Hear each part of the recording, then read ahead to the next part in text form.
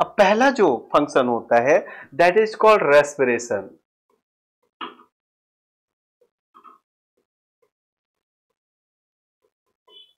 Respiration Hindi में कहते हैं श्वसन। ओके, क्या कहते हैं? श्वसन कहते हैं। स्पेसिफिक मीनिंग होता है इसका, वो आपको याद रखना जरूरी है। इसका मतलब होता है कि बायोटिक एनर्जी प्रोडक्शन, यानी जैविक ऊर्जा उत्पादन, is called respiration. Okay, respiration यानी श्वसन। कुछ शब्दों की साम्यता की वजह से हम बहुत कंफ्यूज रहते हैं। हम श्वसन मतलब सोचते हैं सांस लेना, श्वसन से संबंधित बीमारी, यानी सांस से श्वसन से संबंधित बीमारियां सांस से संबंधित बीमारियां नहीं है, एनर्जी प्रोडक्शन से रिलेटेड प्रॉब्लम्स हैं। हम थके थके से रहते हैं। ओके, और एनर्जी मतलब क्या है? जीव की एनर्जी, चाहे वो एनिमल हो चाहे प्लांट, जीव की एनर्जी मतलब एटीपी होती है। क्या? Equal to the production of adenosine triphosphate. ATP ही मेरी ऊर्जा है। तो एटीपी का निर्माण, एटीपी बनना is called respiration. And respiration is intra मतलब अंदर, इंट्रा सेलुलर प्रोसेस, यानी कोशिका के भीतर रेस्पिरेशन होता है, इनसाइड द माइटोकॉन्ड्रिया। ठीक, तो रेस्पिरेशन कहां होता है? कभी आपसे पूछा जाए तो you will say respiration take place inside the mitochondria, यानी श्वसन की क्रिया माइटोकॉन्ड्रिया के अंदर होती है। So mitochondria is also called power house. Yes, okay.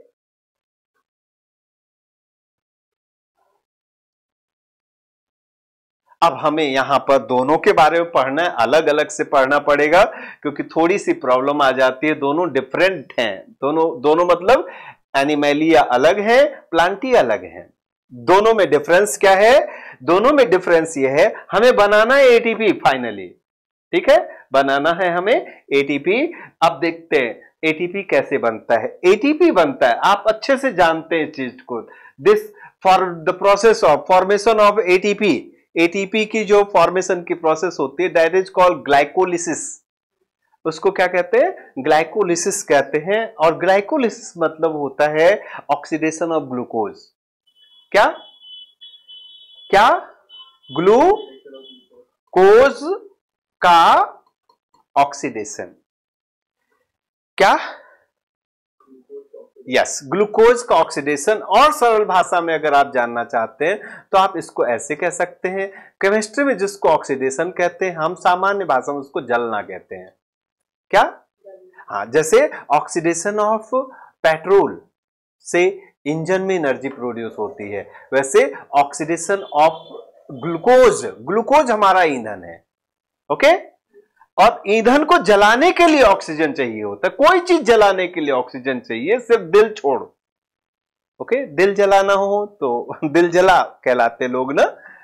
Okay, दिल जलाना हो तो उसको ऑक्सीजन की जरूरत नहीं है, बाकी हर चीज जलाने के लिए आपको ऑक्सीजन की आवश्यकता होती है। चाहे दिया हो, चाहे बाती हो, चाहे मोमबत्ती हो, कुछ भी आप जलाना चाहते हो तो उसके लिए ऑक्सीजन की आवश्यकता होती है। ठीक, तो ये ग्लूकोज क्या प्लस ऑक्सीजन, ये क्या हुआ? इसको मिला के आप क्या बोलोगे? ऑक्सीडेशन ऑफ ग्लूकोज, ग्लूकोज का ऑक्सीडेशन। अब इससे क्या पैदा होता है? इससे होता है ये कन्वर्ट होता है। अच्छा, ऐसा नहीं डायरेक्ट कन्वर्ट हो जाता है, एक लंबी प्रोसेस है। मतलब कन्वर्ट होने का मतलब ये हो गया, जैसे सिंपल प्रोसेस क्या है कि एमपी नगर सॉरी न्यू मार्केट से बस पर बैठे और एमपी नगर उतर गए, दिस इज सिंपल प्रोसेस। और ऐसा सोचो भैया एमपी नगर जाना है, कहां से? न्यू मार्केट से, तो पहले ऑटो करना पड़ेगा माता मंदिर के लिए, फिर माता मंदिर पर 312 नंबर की बस मिलेगी, तो फिर 6 नंबर आएगी, 6 नंबर से मेट्रो मिलेगी, फिर वो सरगम टॉकीज उतार देगी, फिर वहां से ऑटो करना पड़ेगा आपको, फिर इसके बाद बस करनी पड़ेगी। प्रोसेस कॉम्प्लिकेटेड होती जा रही है ना। ऐसे this is the complicated process जो एक स्टेप में नहीं होती। कई एक स्टेप्स की एक पूरी साइकिल होती है। उस साइकिल में फाइनल प्रोडक्ट, इनिशियल प्रोडक्ट क्या है, इनपुट क्या है, ग्लूकोज और ऑक्सीजन। इनपुट क्या है, ग्लूकोज मिलता है कार्बोहाइड्रेट से। ओके, ग्लूकोज क्या है, glucose is the simplest molecule of carbohydrate.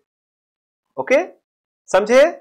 फिर से दोहरा दूं, जब कोई आपसे पूछे कि डाइजेशन ऑफ कार्बोहाइड्रेट क्या है, तो आप बोलोगे कि conversion of any type of carbohydrate. Carbohydrate के बहुत सारे टाइप्स होते हैं।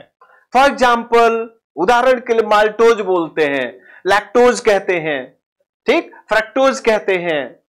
ओके, बहुत सारे टाइप्स के कार्बोहाइड्रेट। उन किसी भी कार्बोहाइड्रेट का सबसे सिंपलेस्ट मॉलिक्यूल ग्लूकोज होता है। ग्लूकोज को हमारी बॉडी, यानी बॉडी जब बोलूं तो हमेशा समझना ब्लड है, ब्लड में एब्जॉर्ब हो जाता है, ठीक।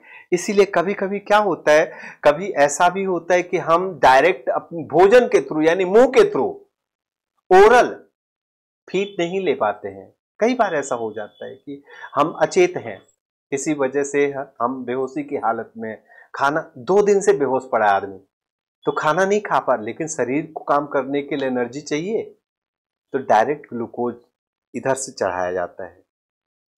समझे ना? कहते हैं कई बार ऐसा होता है कि कमजोर, जैसे कमजोरी महसूस हो रही है, सर बहुत कमजोरी महसूस, चक्कर आ गया। जैसे अभी दीपावली बाद मैंने एक बंदे के बारे में सुना, अच्छा भला सुबह खड़ा था ट्रक के पीछे और दोपहर में फोन आया, मतलब फोन मैं ही लगा रहा था, क्या हुआ क्या हुआ, 3-4 बार फोन किया, मैं घबरा गया, कहाँ गया भाई। उसकी सिस्टर को फोन किया तो बोला हॉस्पिटल। तो क्या थे, अरे भैया सुबह ट्रक के पीछे, मतलब ट्रक के पीछे कुछ लोड करवा रहा था, तो क्या, तो सुबह ट्रक के पीछे खड़ा था, बस वहीं चक्कर खा के गिर पड़ा। तो हमारे गांव देहात में जब ऐसे चक्कर खा के कोई गिर पड़ता है, तो बड़े वाले जो डॉक्टर होते देहात के, तुरंत कमजोरी है कमजोरी एक ही इलाज है, क्या कमजोरी का इलाज है। मतलब कमजोरी है का मतलब क्या है, कमजोरी मतलब एनर्जी कमी है। एनर्जी कहां से मिलेगी, ग्लूकोज से, चढ़ा दो। तो मैंने कहा फिर क्या हो रहा है, कि बोतल चल रहा है, तो 2-3 बोतल चढ़ के फिर आदमी एक्टिव हो जाता है ना। ओके, आईसीयू वगैरह में कोई 10-10 दिन 12-12 दिन रहता है, तो वहां खाना नहीं खिलाया जाता मरीज को, लगातार बोतल ही चलती है ना। तो वो बोतल जो होती है क्या होती है, direct feeding of glucose, direct blood में। और कुछ हमारा मतलब उस बोतल में हम ऐसा नहीं कर सकते कि शक्कर घोल के मिला दो ब्लड एक्सेप्ट नहीं करेगा, क्योंकि ब्लड सुक्रोज एक्सेप्ट नहीं कर सकता, इसीलिए पचाने की जरूरत होती है। ओके, सुक्रोज एक्सेप्ट कर सकता तो अच्छा होता कि हम रोज 3-4 इंजेक्शन लगा लेते शुगर घोल के, नहीं करता है, डाइजेशन की जरूरत हो। डाइजेशन में क्या होता है, सुक्रोज कन्वर्ट हो जाता है किसमें, ग्लूकोज में, और glucose is accepted by our blood. तो ब्लड में कई सारे पार्टिकल्स, ब्लड क्या है, ब्लड के बारे में अगर मैं थोड़ी सी बात कर लूं, तो ब्लड में कई सारे छोटे छोटे पार्टिकल्स हैं। आप ऐसा इमेजिन करो कि 2-3 प्रकार का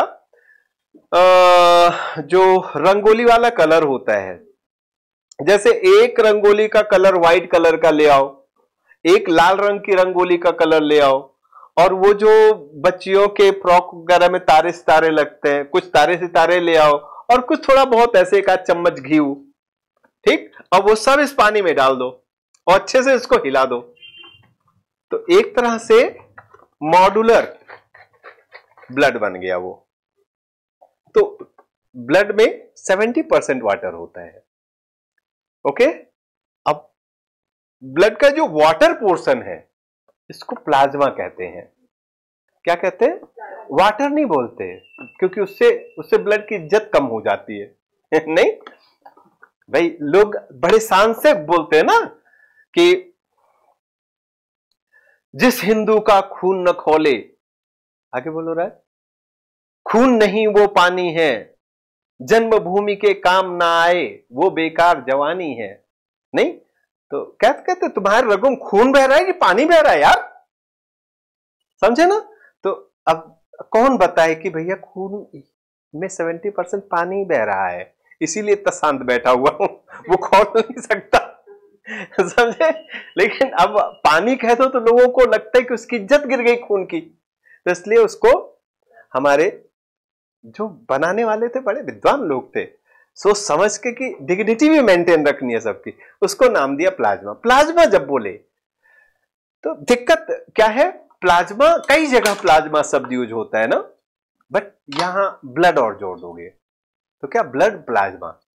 तो जब भी मैं इस क्लास में ब्लड प्लाज्मा की बात करूंगा तो आप टेंशन मत लेना, आप समझना कि खून का पानी वाला हिस्सा।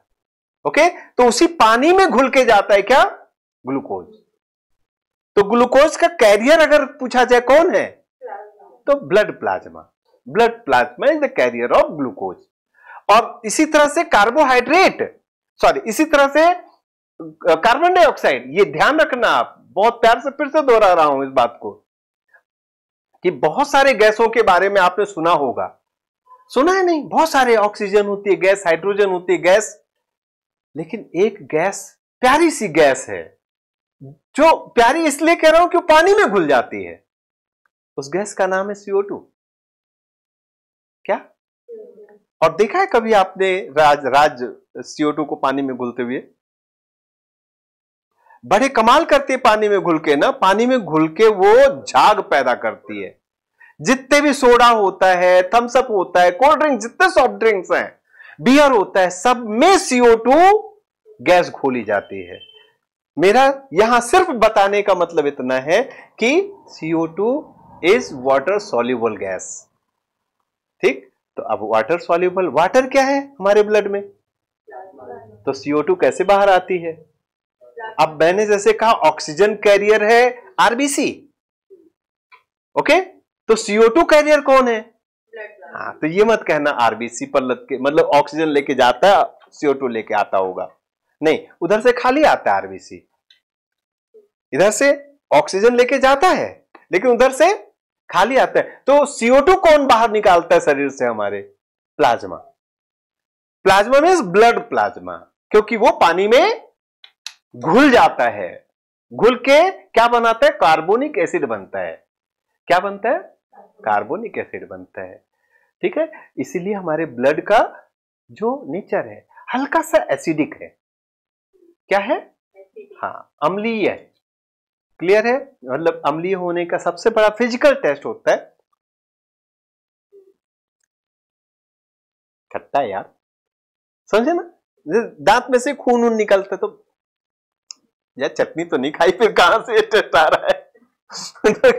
अरे दांत से खून निकल रहा है तुम्हारे, जिससे इसलिए बताओ मैंने चेंज करवाया दांत वांत, अभी मैंने कई सारे दांत लगवाए अपने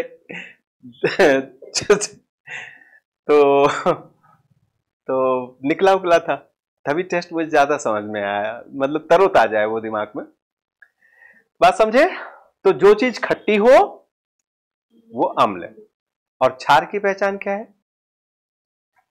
नाम ही नाम ही खार है। जो खारा हो, ठीक, जो खारा हो वो खार, खारा मतलब नमक जैसा खारा, उसे क्षारीय कहते हैं। ठीक, ओके, चलिए आगे। तो दही, दही क्या है? अम्ल की क्षार, एसिड है। ओके, दूध, सॉरी क्या कहते हैं, सिरका एसिड है, टमाटर एसिड है, सब खट्टे हैं ये।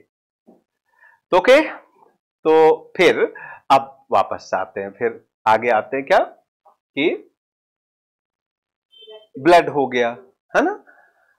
हाँ, यहां बताना था मुझे, glucose plus oxygen equal to ATP, और फिर क्या याद रखना एक बात कि कॉम्प्लिकेटेड प्रोसेस है।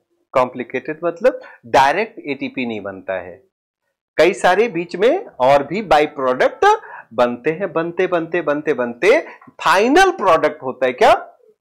ATP, और खाली ATP नहीं होता है, ATP plus CO2। Okay, CO2 excrete किया जाता है, यानी उत्सर्जित कर दिया जाता है, यानी बाहर निकाल दिया जाता है थ्रू प्लाज्मा कह लीजिए, या एक्सेल, मतलब सांस के जरिए CO2 को बाहर निकाल दिया जाता है। तो this is also the by product. अब जैसा मैंने बताया, वो मैं उस चक्कर में आपको नहीं ले जा रहा हूं, ये पूरा एक साइकिल है जिसमें फर्स्ट प्रोडक्ट ग्लूकोज है और फाइनल प्रोडक्ट ATP है ना। इस पूरी साइकिल में बीच बीच में कई और प्रोडक्ट भी बनते हैं। ओके, तो इस साइकिल का नाम हो सकता है कभी पूछ ले, वैसे उम्मीद कम है, बट क्या जाता है जानने में। इस साइकिल को क्रेब्स साइकिल बोलते हैं। Kreb, CREB, Kreb. क्रेब्स नामक साइंटिस्ट ने साइकिल को डिस्कवर किया था, इसलिए इसका नाम क्रेब्स साइकिल। तो Krebs cycle is cycle related to the glycolysis. Okay, and glycolysis इस पूरी प्रोसेस को, इस पूरी प्रक्रिया को ग्लाइकोलिसिस के नाम से जाना जाता है या ग्लूकोज के ऑक्सीकरण के नाम से जाना जाता है। Is it okay?